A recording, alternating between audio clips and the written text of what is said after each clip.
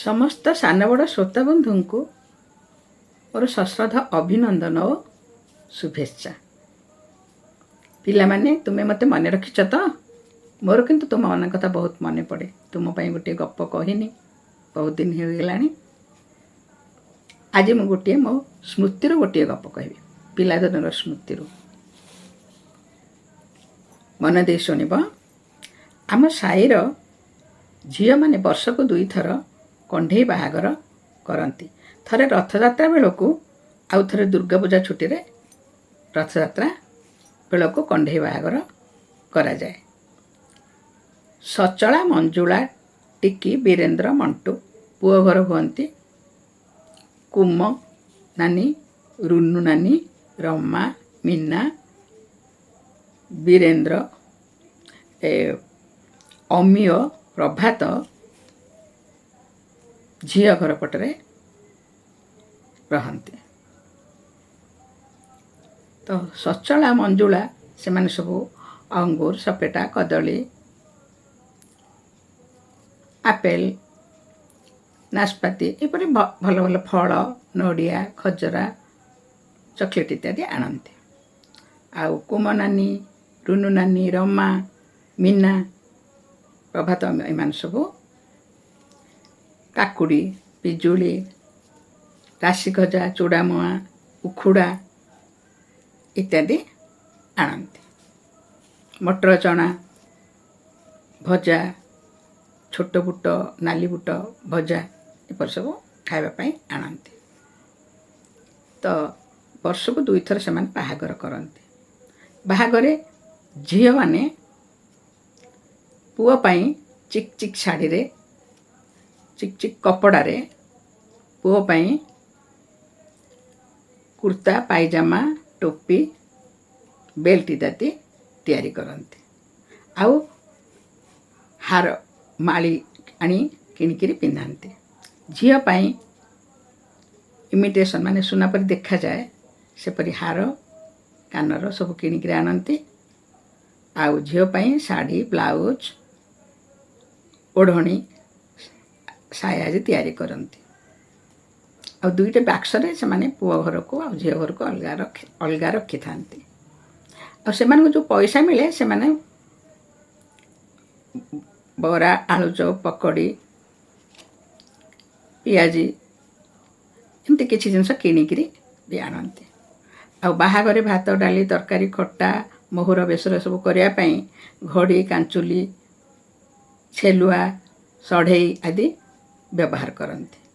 ଆଉ ପିଜୁଳି ପତ୍ର, ମସଲା ପତ୍ର, ପିଆଜ ପତ୍ର, ମୂଳା ପତ୍ର, ଗୋଡ଼ି, ବାଲି ଏମିତି ସବୁ ମିଶାଇକିରି ମିଛିମିଛିକା ଭାତ, ଡାଲି, ତରକାରୀ ସବୁ ରାନ୍ଧନ୍ତି।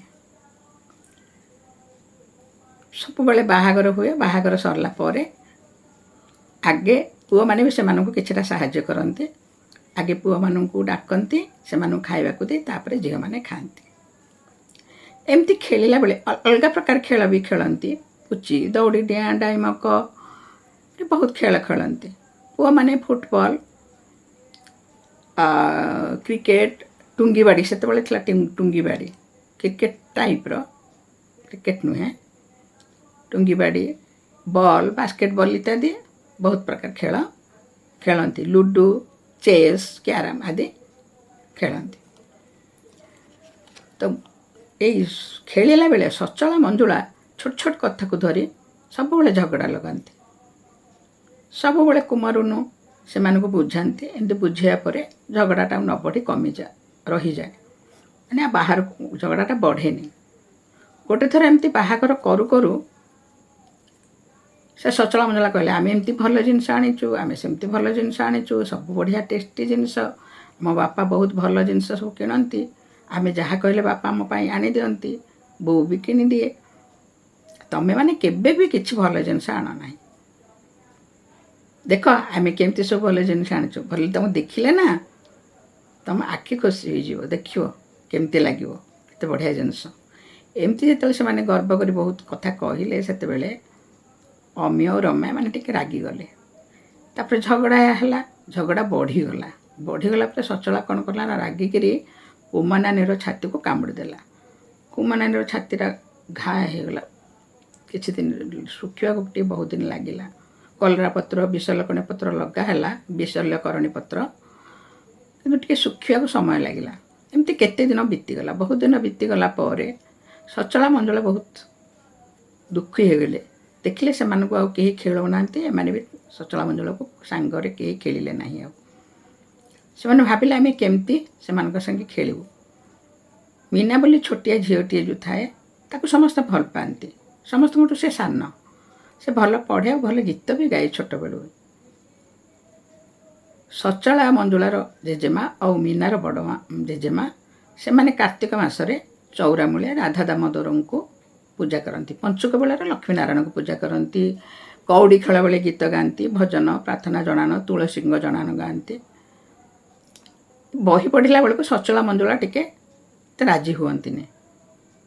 ସଚଳା ମଞ୍ଜୁଳା କହିଲେ ଆମେ ମୀନାଙ୍କୁ କହିବୁ, ମୀନା ଆସିକିରି ବହିଟା ପଢ଼ିଦେବ। ମୀନା ଆସିକି ସୁନ୍ଦର ଭାବରେ ଗୀତଟି ଗାଇ ଦେଇଯାଏ। କାର୍ତ୍ତିକ ମାସର ପ୍ରତିଦିନ ସକାଳୁ ଏହିପରି ଚାଲେ।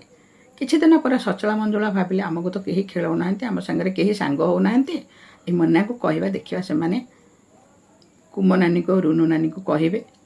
ତାପରେ ମୀନାକୁ ସେମାନେ କହିଲେ କେହି ଆମକୁ ଖେଳଉନାହାନ୍ତି, ଆଉ ଆମେ କେବେ ବି ଝଗଡ଼ା କରିବୁ ନାହିଁ, ଆଉ ସେଥିପାଇଁ ଆମେ ଦୁଃଖିତ, ଆମ କାମ ପାଇଁ ଆମେ ଦୁଃଖିତ, ଆଉ କେବେ ବି ଆଗକୁ ଝଗଡ଼ା କରିବୁ ନାହିଁ। ମୀନା ସେ କଥା ଯାଇ କୁମନାନୀ ଆଉ ରୁନୁ ନାନୀକୁ କହିଲା। ସେମାନଙ୍କୁ ଟିକେ କହିଲା ସେମାନେ ଭାରି ଦୁଃଖିତ, ସେମାନେ ଆମ ସାଙ୍ଗେ ଖେଳିବାକୁ ଚାହୁଁଛନ୍ତି। ଏମିତି କହିଲା ପରେ ସମସ୍ତେ ରାଜି ହୋଇଗଲେ ପୁଣି ସେମାନଙ୍କୁ ଖେଳିବା ପାଇଁ।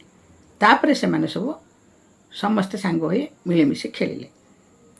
ପୂଜା ପର୍ବ, କୁମାର ପୂର୍ଣ୍ଣମୀ, ରଜ, କାର୍ତ୍ତିକ ପୂର୍ଣ୍ଣିମା, ବାରଶମ୍ଭୁ ଯାତ୍ରା, ଦୋଳ ଯାତ୍ରା, ସବୁବେଳେ ସମସ୍ତେ ସାଙ୍ଗ ହୋଇ ମିଳିମିଶି ଯାଆନ୍ତି ଆଉ ଖେଳନ୍ତି ବି। ସବୁ ପ୍ରକାର ଖେଳ ସାଙ୍ଗରେ ବୁଲନ୍ତି। ପାଠ ପଢ଼ିବା ପରେ ଯେତିକି ସମୟ ମିଳେ ସେତିକି ସମୟ ଖେଳନ୍ତି, କିନ୍ତୁ ଖରା ଛୁଟିରେ ଟିକେ ବେଶୀ ସମୟ ମିଳେ, ତେଣୁ ସେତେବେଳେ ଟିକେ ବେଶୀ ଖେଳନ୍ତି। ତାପରଠୁ ସମସ୍ତେ ମିଳିମିଶି ଖେଳିଲେ। ସମସ୍ତଙ୍କର ସମୟ ଖୁସିରେ କଟିଲା। ପିଲାମାନେ ପାଠ ପଢ଼ିବା ସାଙ୍ଗରେ, ଖାଇବା ପିଇବା ସାଙ୍ଗରେ, ସବୁ ସାଙ୍ଗରେ ଆମର ଦିନକୁ ଅଳ୍ପ ସମୟ ଖେଳିଲେ ମନ ଭଲ ରହେ, ଦେହ ବି ଭଲ ରହେ। ତୁମେମାନେ ବି ଖେଳୁଥିବ। ତ କଥାଟି ଏଥର ସରିଲା। ତ ତୁମେମାନେ ଜାଣିଲ ଯେ କେମିତି ସମସ୍ତେ ମିଳିମିଶି ରହିଲେ ଦେହ ଓ ମନ ସୁସ୍ଥ ରହେ। ତ କଥାଟା ଏତିକିରେ ମୁଁ ଆଜି ରଖୁଛି। ପୁଣି ଆଉ ଥରକୁ ଆଉ ଗୋଟିଏ ଗପ ନେଇ ଆସିବି। ରହୁଛି ଏଥର। ଧନ୍ୟବାଦ।